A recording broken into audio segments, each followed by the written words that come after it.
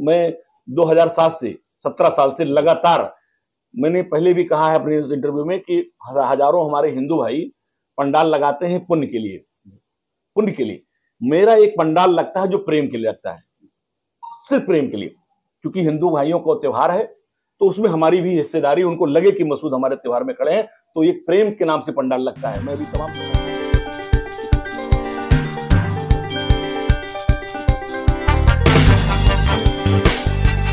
नमस्कार, आदाब। आइए बात करते हैं उत्तर प्रदेश की। उत्तर प्रदेश की वो सरजमीन, अल्लामा शिबली नोमानी जैसे लोग थोड़ा सा और आगे बढ़ेंगे तो कैफी आजमी जैसे लोग, और फिर और आगे बढ़ेंगे अगर बनारस की तरफ तो वहाँ मुंशी प्रेमचंद जैसा साहित्यकार।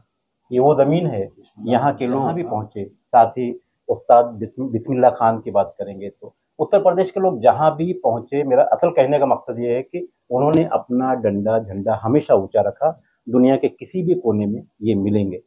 बहरहाल छत्रपति शिवाजी महाराज की धरती, छत्रपति शिवाजी महाराज जैसे योद्धा की ज़मीन महाराष्ट्र के ठाणे ज़िले के ब्योले शहर में आज हमारे मेहमान मौजूद हैं रियाद आज़मी साहब के कार्यालय में।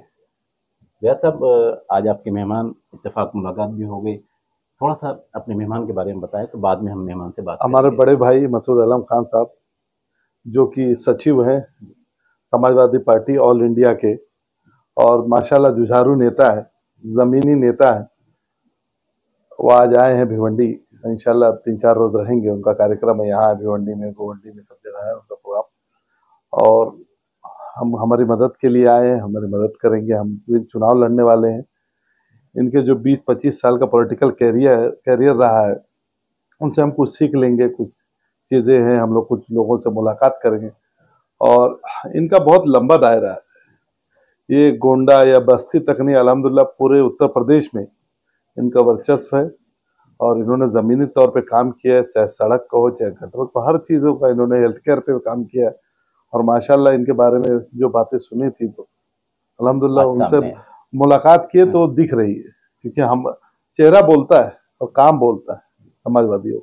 बहुत बहुत शुक्रिया। तो ये थे रियाद आज़मी साहब। अब आइए, मैं खान फखर आलम और मेरे साथ में मसूद आलम साहब आज भिवंडी में मेहमान हैं।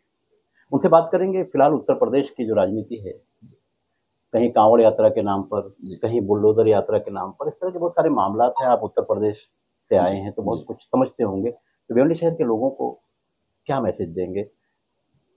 देखिए, मैं विशेष तौर पर मुंबई में हमारे लीडर अबू आसिम आज़मी साहब हैं, जो महाराष्ट्र को लीड करते हैं, और उनकी आवाज़ महाराष्ट्र से बाहर भी जो उत्तर भारत में सुनी जाती है, और वो पूरे उत्तर भारत के लिए बात भी करते हैं लोगों के, और महाराष्ट्र में तो सबके लिए करते हैं।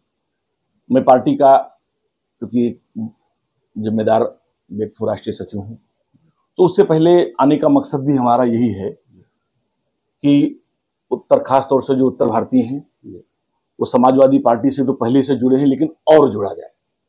क्योंकि भारतीय में जैसे महाराष्ट्र और उत्तर प्रदेश की दो ऐसे स्टेट्स हैं जिन्होंने 2024 में भाजपा, मोदी जी और उनके गठबंधन को नकार दिया है।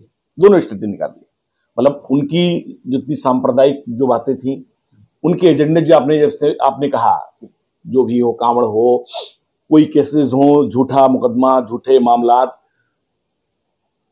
विकास का मुद्दा ना उठा करके खासतौर से सांप्रदायिक मुद्दों को बढ़ावा दिया जाए।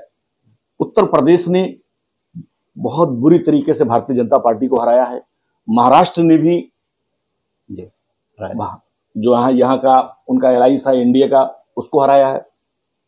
और जितने में 2-3 दिन से हूँ, अभी 3-4 दिन और रहने वाला हूँ। हमारा 16 को गोवंडी में माननीय अबू आसिम आज़मी के साथ एक कार्यक्रम है, रियाज, एक कार्यक्रम में भी जा रहा हूँ विधायक अपने रईस शेख साहब के यहाँ, और अबू आसिम आज़मी साहब के लिए भी मुझे आना है। और चूंकि उत्तर भारतीयों का एक पूरा इलाका ही है, और खास तौर से पूर्वांचल के जितने जिले हैं, लोग हैं, वो लोग ही ज्यादा हैं, और उसमें सब में हमारी लोगों से अपनी जान पहचान और मुलाकात है। और दूसरी चीज ये है कि इस वक्त मुल्क को बचाना है, मुल्क के भाईचारा को बचाना है, गंगा जमनी तहजीब को बचाना है, ताकि ये देश जिस रास्ते पर 1947 के बाद में, जैसे आपने पहले नाम लिया कि भाई महात्मा गांधी जी से लेकर मौलाना अबुल कलाम आजाद, सरदार पटेल, नेहरू जी, इन सब लोगों ने, डॉक्टर अंबेडकर ने जो सपना देखा था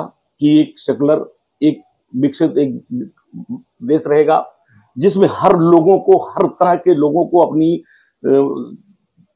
मजहब की, अपने धर्म की, इबादत की, उसे बढ़ाने की, उस परंपरा को, जिस भी परंपरा से कोई उसे आगे ले जाने की आजादी थी इस देश में सबको। लेकिन भारतीय जनता पार्टी आज वोट की राजनीति के तहत, आपने अभी देखा कि एक वक्त बिल ला रही थी मुंह के खागे, क्योंकि इस वक्त विपक्ष में हमारी पोजीशन इंडिया गठबंधन की बहुत मजबूत है, तो इसलिए जाहिर सी बात यह है कि हमारे लीडर माननीय अखिलेश यादव जी बहुत ही मुखर हैं, राहुल गांधी जी भी बहुत मुखर हैं। तो इसलिए ये तो संविधान को भी बदलना, 400 सीट इसलिए तो मांग रहे थे भाई, 400 सीट मांगने के पीछे इनका ही मतलब था कि 400 सीट मिल जाए तो हम संविधान को बदल दें। लेकिन भारत की जनता ने कहा कि नहीं, ये तो बहुमत में भी नहीं है, कब सरकार चली जाएगी ये भी नहीं पता है इनको। लेकिन मैं ये कह रहा हूं कि महाराष्ट्र के चुनाव के बाद यहां इंडिया गठबंधन की सरकार बनेगी। हमारे पार्टी के ज्यादा से ज्यादा विधायकों को लड़ाने का हमारे जो लीडर यहाँ पर तैयारी करा रहे हैं, माननीय अखिलेश यादव जी के निर्देशन में, अबू आसिम साहब की क़यादत में यहाँ पर तैयारी हो रही है। हम लोग भी उसी में लगे हैं कि ज्यादा से ज्यादा जो सीटें गठबंधन के हिस्से में आए हमारे समाजवादी पार्टी, उन सारे लोगों को यहाँ से जिता करके और यहाँ पर इंडिया गठबंधन की सरकार बनाई जाए और मुख्यमंत्री बनाया जाए। और निश्चित तौर पर मैं आपसे कहता हूं कि जिस दिन महाराष्ट्र में इंडिया गठबंधन की सरकार बनेगी, मोदी जी का वो आखिरी दिन होगा दिल्ली की कुर्सी। एक छोटा सा सवाल है, भिवंडी शहर में पश्चिम और पूर्व 2 एमएलए होते हैं, दोनों तरफ उत्तर प्रदेश के लोग भी हैं, महाराष्ट्र के लोग भी हैं, मतदाता भी हैं, तो रियाज आजमी साहब के लिए आप क्या अपील करेंगे? नहीं, मैं रियाज आजमी साहब के लिए तो पहले अपील अपने पार्टी के, हम तो भी होके आए उस विधानसभा से निकल के आए हैं, बैठा हुआ था, तो एक काफी काम आपने वहां किया है, बहुत ही सोशल वर्क किया है, 8 से ज्यादा आपने ऑफिस खोल रखी हैं, गरीबों, कमजोरों लोगों की, जरूरतमंदों की आप मदद कर रहे हैं।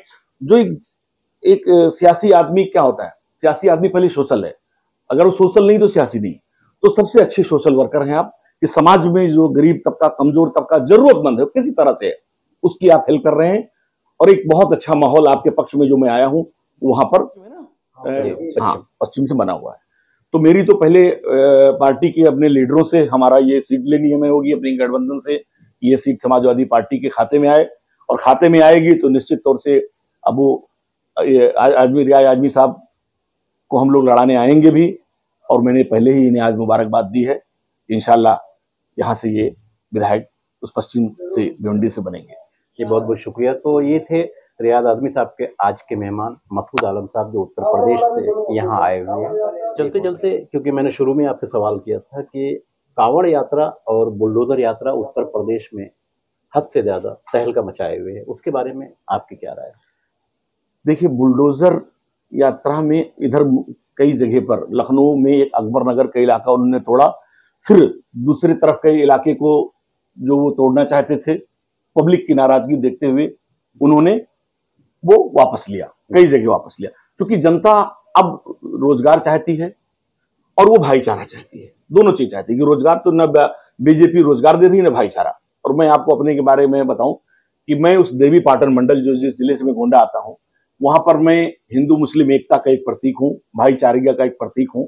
और मैं आज इसलिए कह रहा हूं कि यहाँ का जो उत्तर भारत का जो उस 10 जिले का हिंदू समाज भी है, वो भी समाजवादी पार्टी को वोट करेगा। मैं 2011 में कजरी तीज का हमारे यहाँ बड़ा पर्व होता है, जिस कांवड़ की राजनीति ये लोग करते हैं भारतीय जनता पार्टी के लोगों ने। हमारे यहाँ एक बहुत बड़ी धार्मिक स्थल है पृथ्वीनाथ मंदिर, और सरयू नदी से वहां से जल लेकर के आते हैं। सड़क बहुत खराब थी, जर्जर थी, इलाके के लोगों की मांग हुई, तो चूंकि उस टाइम 37 किलोमीटर का रास्ता मैंने अपने निजी पैसे से मरम्मत कराया कांवरियों के लिए।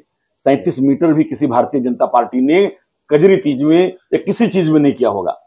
मैं होली आता है तो हजारों परिवारों को होली से पहले, जैसे होली मिलन हम पहले करते, हम सद्भाव समागम करते हैं, भाई होली मिलन तो होली की गरीब अगर मना लिया तो उससे मिलकर क्या गुजिया खिलाओगे, उससे पहले करो। उसके बच्चों को, कम से कम हजारों बच्चों को हर साल, उनके महिलाओं को, बच्चों को कपड़ा, मिठाई, सारे उपहार। ईद का माहौल आएगा, मौसम आएगा तो हम ईदगाह गोंडा का शहर का जो सबसे बड़ा है उसके बगैर हमारा पंडाल लगा होगा, मिठाई बटेगी।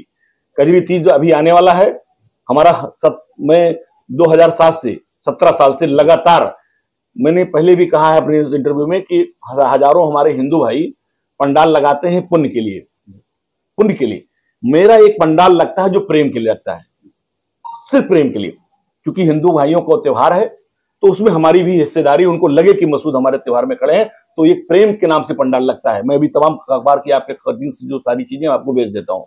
तो इसलिए मैं उस इलाके का, हमसे बड़ा हिंदू मुस्लिम एकता भाईचारा का पैरोकार कोई नहीं है उस 10-5 जिले में। और मैं उसका समाजवादी पार्टी, जो वहां के हमारे जो हिंदू भाई भी हैं वो भी बड़ी तादाद में इस बार समाजवादी पार्टी के लोगों का और गठबंधन के प्रत्याशियों को भी हम वोट कराने का प्रयास करेंगे और करेंगे। बहुत बहुत शुक्रिया।